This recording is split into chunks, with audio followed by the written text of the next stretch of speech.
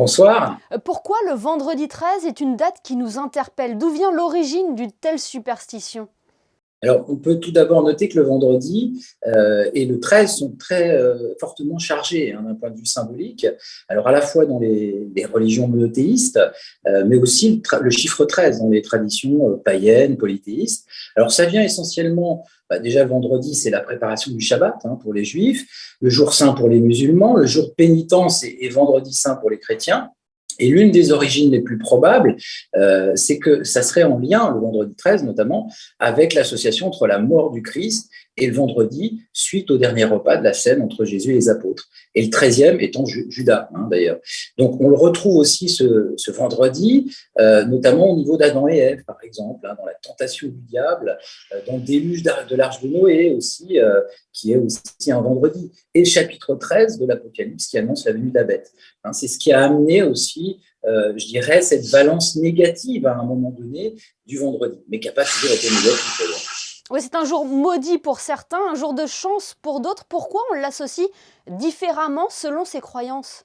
Parce qu'à contrario, dans d'autres sphères, par exemple en Égypte, on associe le 13, par exemple, à la prospérité. En Chine également aussi, être sûr de vivre.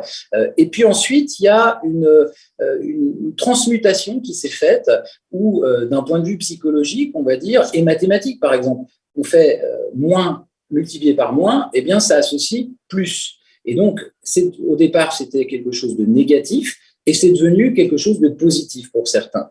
Et d'un point de vue psychologique, il y a un phénomène, on le voit par exemple dans les TOC, par exemple obsessionnels, où la crainte de la maladie eh bien, va être amenée ensuite par l'obsession de la propreté. Vous voyez, un renversement finalement en son contraire.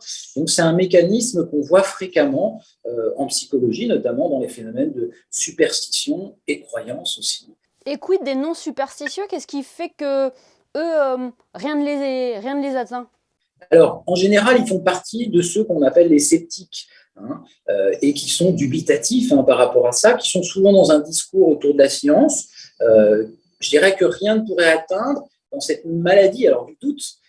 Et puis, c'est un peu cette fameuse boutade qui a été rendue célèbre, c'est je ne suis pas superstitieux parce que ça peut porter malheur. Vous voyez, et je du bois d'ailleurs.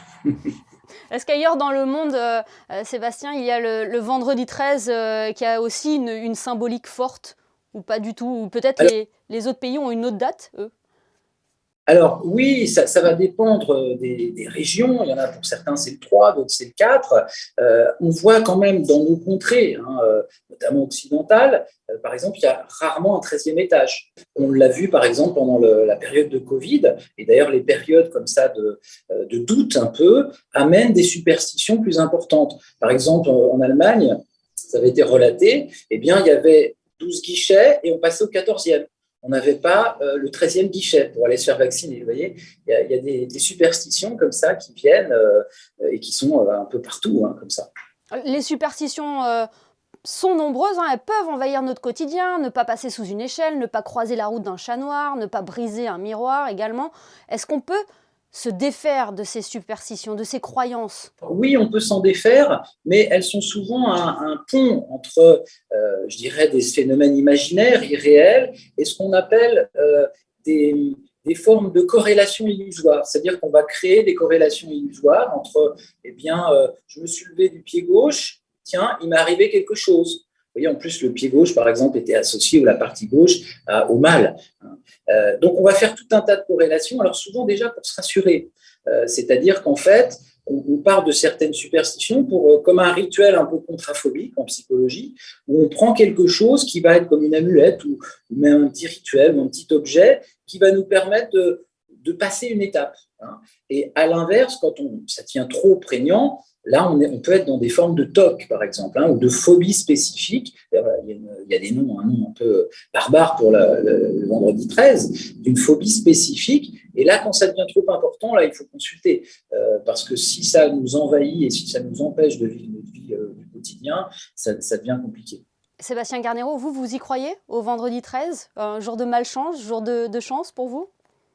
Alors, pas particulièrement, même si ça peut m'arriver de jouer au loto, par exemple, mais pas particulièrement. Non. Eh bien, merci infiniment d'avoir été avec nous ce soir pour nous éclairer à ce sujet sur les origines de ce fameux vendredi 13. Merci Sébastien Garnero. Merci beaucoup et bonne chance à vous.